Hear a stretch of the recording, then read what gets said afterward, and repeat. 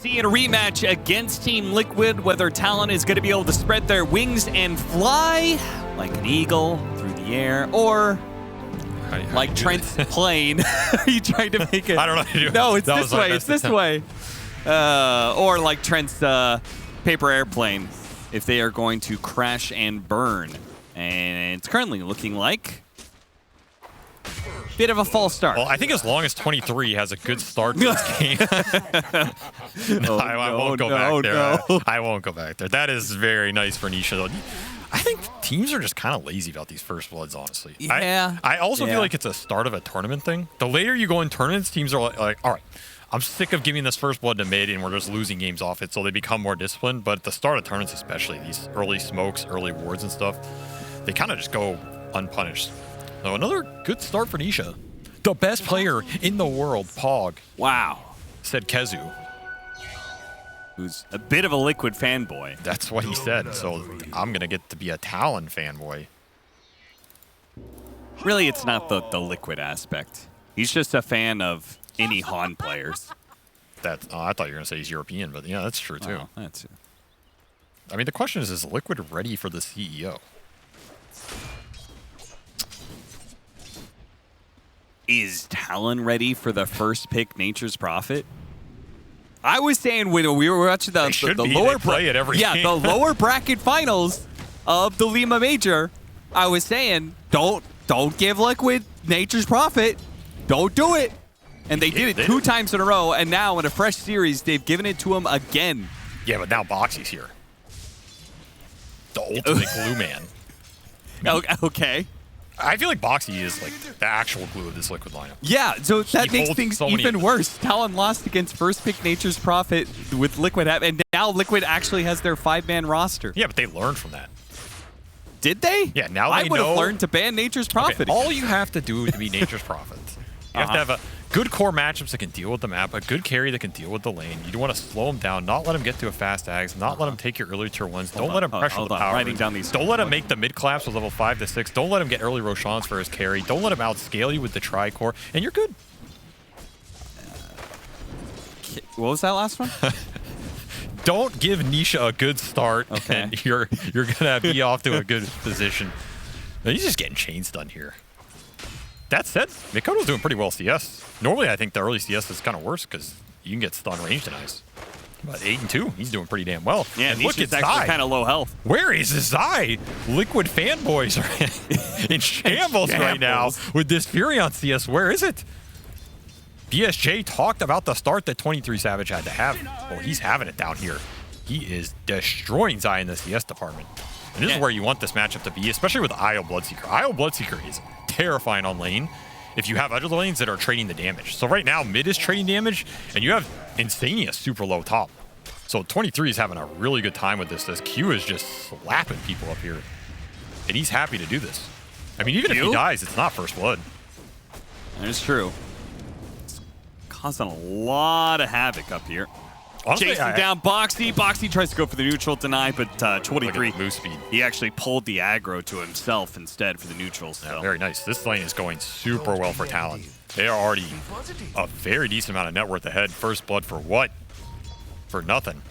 Well, this gives me a little bit more hope because they were talking about like what are the picks. I mean, you were certain it was going to be what was it, Terrorblade or something because of the bans? I didn't say terrible. Oh, somebody said something. Either way, it ended up being a Bloodseeker, which was a little bit of a swerve, I think. But it does seem to be doing all right against Nature's Prophet, which was one of the many things you said. Don't let him have a good laning phase. Yeah, and this is a really good matchup. I mean, Bloodseeker free farms Nature's. It's pretty hard to stop. As long as you have some damage on the other, I'm pretty happy as Q bites the bullet. I think that was kind of expected. I feel like he dies at least once up here. Zydet. Oh, the arrow! Oh, it almost saved him, but instead 23 will pick up the kill. I mean, you know, your support's dying up at the top lane. Who cares? You're getting core kills down here in bottom. This is a very terrifying lane early if you get ahead. There's just too much move speed. Too much attack speed, too. Overcharge plus the tether just buffs everything up Bloodseeker does naturally. It's like 2 Bloodseekers for 1. Who doesn't want that deal? Sounds pretty nice. I always take a 2-for-1 special. And I feel like these lanes are decent for Talon. I also don't feel like this top lane is that unfavorable. I think my expected outcome would be maybe Monkey dies once, but you're trading a bunch of regen out from Disruptor. And then if you get a good creep on Doom with like an early Arcane Boots or something, that's just a classic Doom lane, right? Then you have pretty good all-in kill potential on the side. I think Insania does have to play pretty conservative up here in terms of not feeding away some good Jingu kill with... I mean, there's a Frost attack on Doom, but if you got a Harpy or a Mana Burn creep, these Doom dual lanes are not that weak. So I don't think lanes are necessarily the issue for Talon. It's more of just what happens in terms of that mid clash with the DK6. Right. That is the big early power point for Liquid that the Furion can come into. The Luna can give him the nighttime damage aura, which is also going to sync up with this. It's going to be a really strong window for Liquid if they want to try and abuse the tier 1 pressure. Ollie, he does have a tether, and the creep wave was coming in, so he is okay for now. Meanwhile, top lane, Insania is going to be surrounded, goes for a glimpse back onto the Doom. Q is going to be able to get those Jingo stacks through, and will be able to turn that damage back around on Mickey. So good pressure there in the top lane, at least. That's that all-in threat Insania has to be careful about. And the downside is he doesn't die, but that's a lot of extra move speed for 23 bottom. Because you're just sitting up here with 0 HP. He's 460 without the tether. He's just dead. Turns around, throws another round of nukes, but nothing that Insania can do to stop that. The duo melee lane. This lane is not weak. It's not weak. Yeah.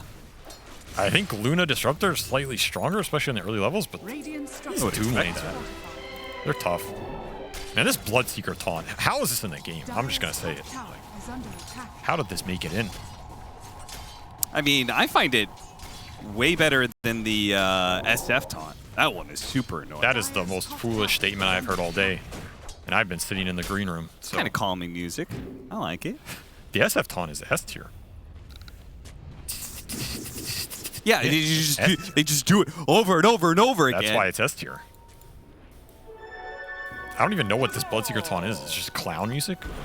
No, it's what? That one made you mad. Okay, here's the mid push. Cap, pay attention to the game. He's blood skating. So they do some nice, like classical ice skating. This is the mid catapult push with the Luna aura. He dodged the Dragon Tail stun.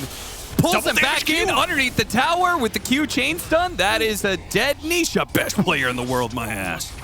I mean, I didn't say that. That's a good response from Talon. They were 100% ready for this. Look at even the defensive ob really deep under the tower from Makoto just to make sure that the numbers aren't here for Liquid.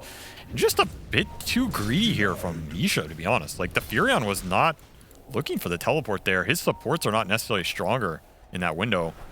And the only reason that play can happen is because the side lanes are going well. Yes, that's why it's a huge deal. Yeah. These early side lane pressure for Talon is huge because this mid collapse is not as good for Liquid. Zai's game is rougher. The supports are not necessarily ahead of Talon's supports here. And Talon are just ready for this move. They read it well. Oh, they got it with a Sprout. That was cool. Damn. Arrow into a Sprout hold that was just long enough to be able to hit the arrow. That's a big kill because now you're pushing towards that Furion 6. Zai gets it off that wave. You have a catapult pressure bottom as well as Wrath of Nature online.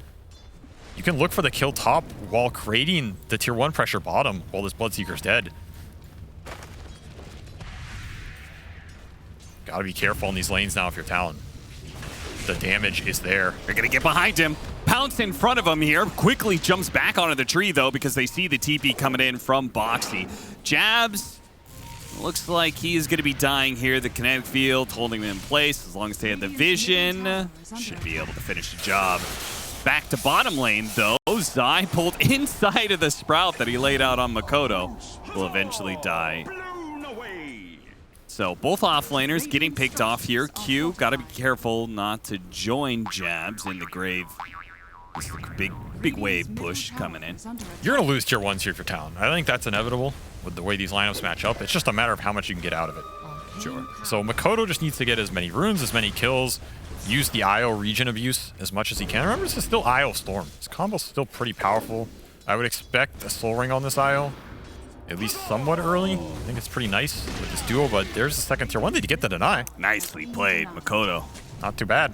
I mean, as you said, they're going to lose those towers eventually anyway. Try and limit the damage, maybe even get a kill towards the end of it here. Arrow slips on by. They have Insania now as a response, trying to get a glimpse back here. It's on Q. Doom immediately. Nice two-man stun. He used the Hurricane to push back the Doom target in Boxy, but the deny comes in from Insania. Well-deserved tips going to Insania, who timed that very nicely.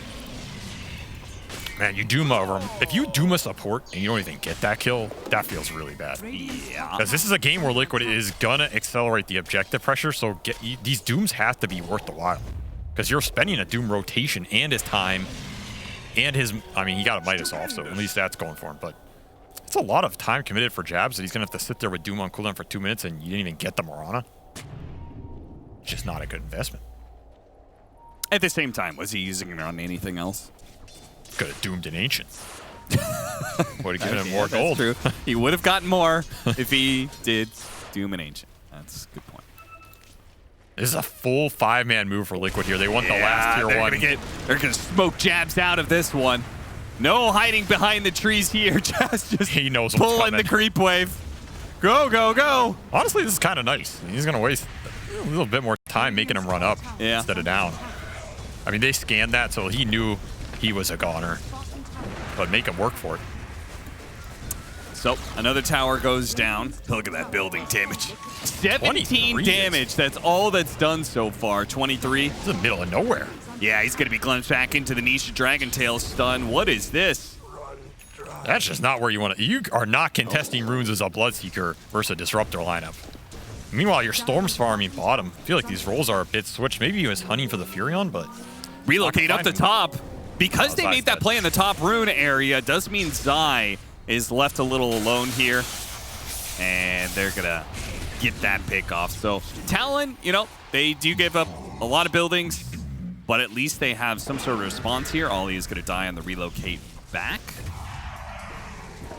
At least you're getting some map pressure with this Isle threat. You're pushing towards that Witchblade for Makoto. 23's game got killed in the last 3 minutes here, though. Yeah. The early tier 1s going down are not very fun for Bloodseeker, who doesn't do triangle that well too early and can't really create objective pressure on his own. So where is 22 Savage supposed to go in this game? The answer is to a grave, most likely, because there is not really space for him. And now Liquid are just continuing to constrict the map. Again, this is a pretty greedy lineup with the early Midas, Brown Boot, Doom, and a Bloodseeker who didn't get to transition his lane win into an early tier 1 or anything. They're just spreading the resources too thin here for Talon, and they can't keep up. This could get nasty in the next few minutes here.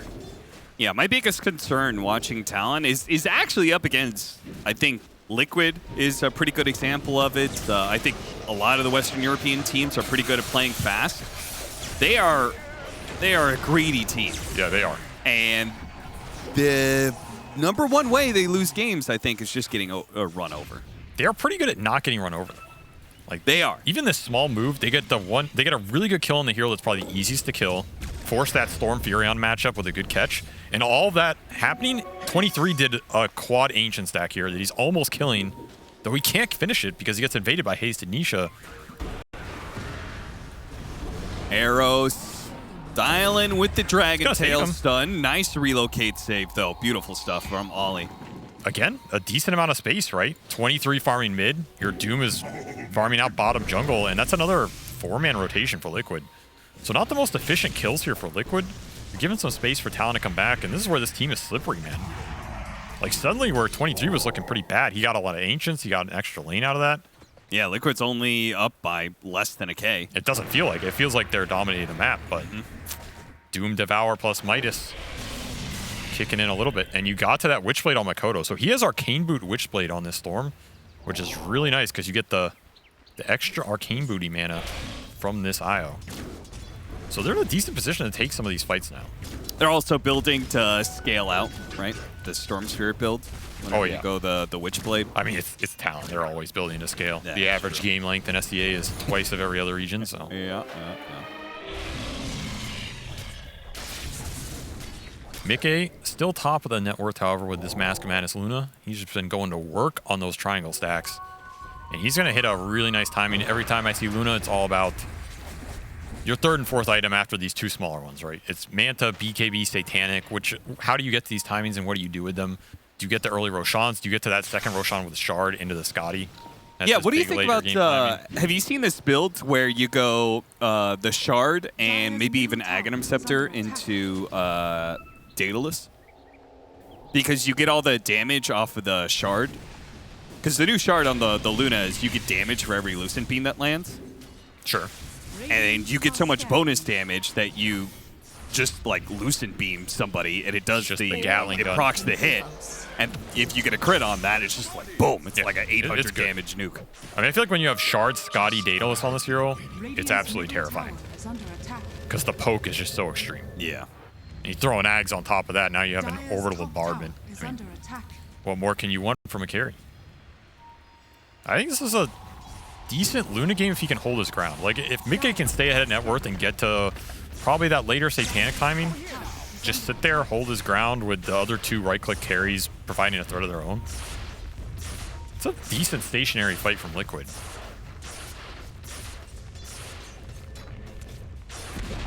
Free tier 1 from Makoto. Again, Talon pulling the net worth back in this game. Sure, you're up tier 1s if you're Liquid, but I don't feel like they've been able to use the space to really close out an advantage here. They didn't hold the triangle versus the ancient stacks. They didn't find big core pickoffs. Stalled out a little bit, and Zai is just falling behind. What happened to this Prophet, man? Man, it's not really going anywhere. I mean, Liquid have been doing quite a lot of 3 or 4 manning. Well, I guess it's not that unfair to compare Doom to Nature's Prophet. Both of them have farm accelerators. Of course, Zai, one of his, is completing that Aghanim Scepter and having the really low cooldown on Nature's Wrath. He'll definitely catch up in this game. It's not some worrying factor, but like I said, you have a decent chance to take some good fights here if you're Talon, despite the early tier 1 loss advantage, because you have BKB on jabs now. You have the damage from the Storm. 23 will be happy to join these fights and clean them up if people get low. And Liquid, they're also looking for these fights, but they've used a smoke before this that didn't hit anything. It is nighttime. That's a big deal for their lineup. Kind of want to abuse the vision and the extra aura. And Ag's up for Zai. So both teams kind of want the engagement here, but it's a question of who starts it. And you have to think about this IO save off of DK stun committal.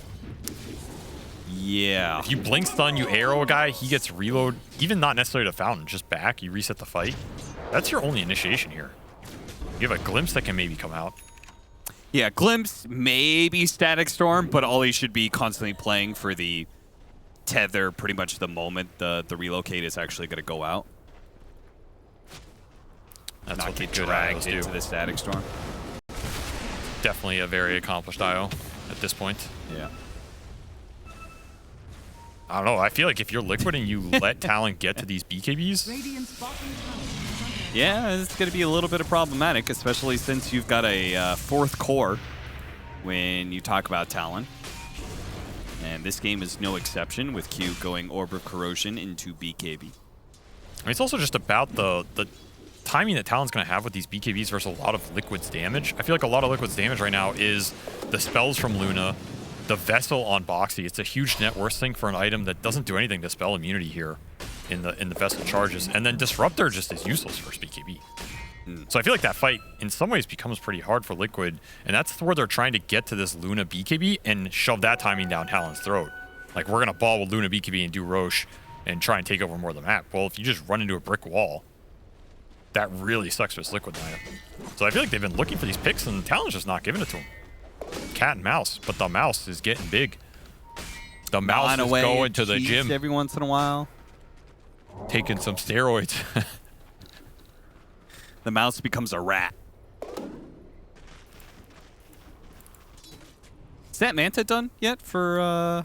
He forewent it. Oh, he's just going Yasha straight to BKB? Yeah. Oh.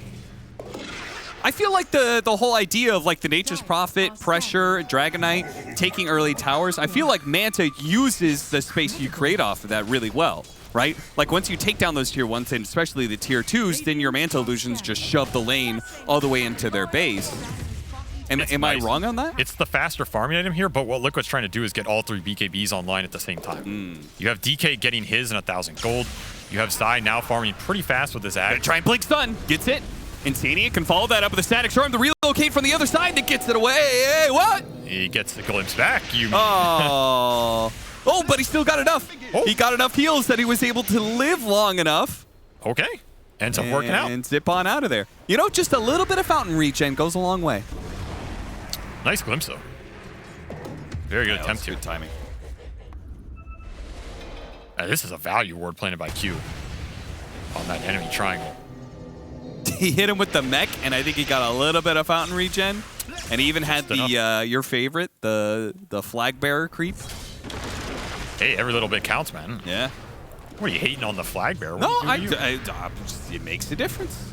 I was agreeing with you. Dragon Tail into Arrow. I mean, the sad part about this is these cat and mouse games is if you get hit by a Dragon Tail, it's like 100% a kill. But the turnaround on the other side is even better, I think. I mean, when you're playing greedy, trading core for core, that's got to be favorable for Talon, right? Oh, absolutely. They'd much rather have this Luna dead than the Bloodseeker right now, because this Bloodseeker is not very useful. Where this Luna is a beast if she got to that BKB. And that was kind of the one window where you had to kill her before she had it. Just good wards by Talon. Yeah, and they see this. They saw a little bit of that Moonlight Shadow. They've got a sentry already laid out. Now they got to be careful, though. They are lacking a little bit of the damage. Nice play by Q stepping in front of that arrow for Makoto. Talon fighting back on this map. This is going to be about what Liquid does with this Luna BKB to me. Like, do they get the good fights out into the Roshan? They're finding the initiations off this Nisha DK, having a very good game up to BKB on his own. And this lineup is scary in the late game as well. I feel like if we're talking Black Dragon territory with a 5 or 6 slotted Furion. Sure, yeah. With the Leash Talon on Sprout, it's pretty terrifying here for Talon. It's not necessarily just some auto win late game, unless Q becomes literally that 4th core.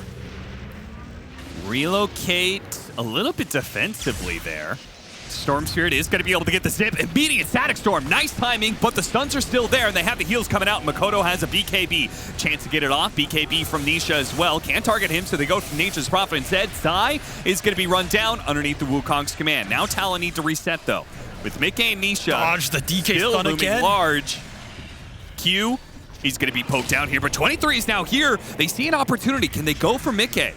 Down to half health, but has the BKB. Really smart by Talon not to try and jump on that. Yeah, I would have been way too greedy there. But another sick Dragon Tail dodge by Makoto. He's dead if that lands. Yeah, seriously. He is barely getting out. Time and time again. And they do find Zai again. It feels like that's been the name of the game. I mean, 5 deaths for Furion. It's something you're finding on the map, but another decent fight for Liquid. Gonna claim some map control. Swing back towards mid, and they didn't have to use that Luna BKB, so that's pretty big here. Or you can keep this up and make sure Mickey has his choice of what fight to take. Which fights to take, he's going to be pretty happy, because that means you can do the Roche now, because you still have this up. If you're Talon, do you play to defend this? Or do you give it Talon is going to play to defend it. Do you think it's the right choice? This looks hard. You do have Doom, but you don't have Storm BKB. I feel like he just dies if he goes in. No Static Storm. For 8 seconds. That's a tight window. Yeah, that is a very tight window. No Wukong either. This is a bold contest. Oh, Q's going to spot it with the bash going out. Oh, no, he cuts down the tree. They're going to turn around onto Jabs. Jabs getting blown up. The damage is too much. Ollie can't heal through that one. The BKB is going out from 23 Makoto. They got to be careful, though. The bouncing glaives, and it's just too much physical damage. Mickey was able to keep himself alive. Stand still. Makoto actually didn't make it over to the other side of those trees, so now he's going to be pulled back by the glimpse. Nice read there from Liquid, knowing that he actually didn't have enough mana in the tank. Mickey's like, guys, I need someone to take Roche. Help me. Little arrow will do the trick. Man, maybe that's a different fight if Jabs doesn't lose vision there. He just loses vision on this blink. Oh, dude. No. And that allows Mickey to get BKB and a level 2 Eclipse off here. That's crazy, and it happens because he got cut down from the tree, right? He lost the tree vision? I think so, yeah. There's maybe a little lingering vision there, but that's mid-cast. That's brutal. That probably is a very different fight. Oh, absolutely. Still, I still think that's a hard contest, though. You just don't have your zone control. You do get your Storm BKB up in the middle of that, but that man fight's not there if that Luna's not doomed. And then 23 just can't commit. He's not at the late game Bloodseeker territory. I say that, but he's almost getting doubled up here. He has just not been able to join fights on this Bloodseeker and make anything happen. And at this point, it's getting harder, because the more items Liquid get, the better they can just stand their ground, and then, okay, you rupture Luna. She sits there with Aegis. Good luck. Yeah, and then the Aegis falls, but then it's replaced by a Satanic. It's just going to be a constant predicament for 23's Bloodseeker. How do you challenge Mickey? You got to split the map. You got to force Liquid to respond to you somewhere on the map, split them up, and find the pickoffs with Isle Storm. But Mickey is just pushing your base. And this is something else Liquid can do. They can just group Luna DK.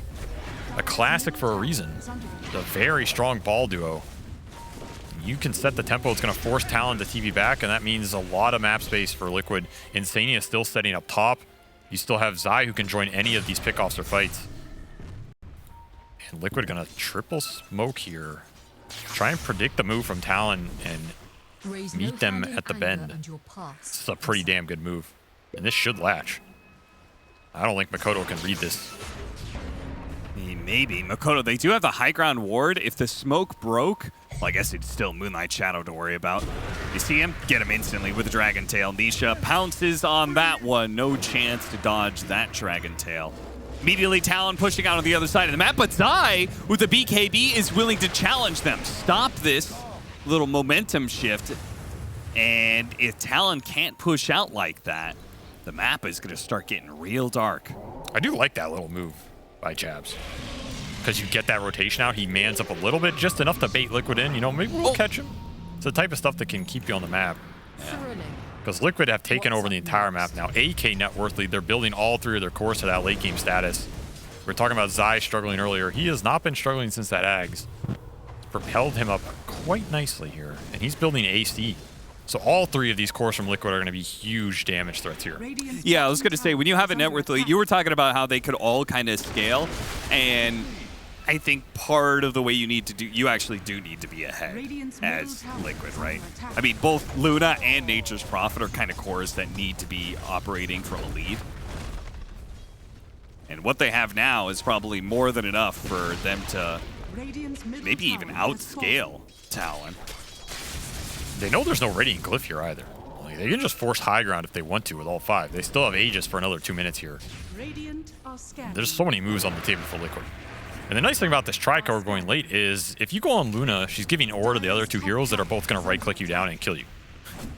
Yeah. So you kind of have to pick your poison here. And these types of lineups are really hard for the single target focus lineups that Talon have drafted themselves into. With Bloodseeker, Storm, Doom, you have to jump somebody.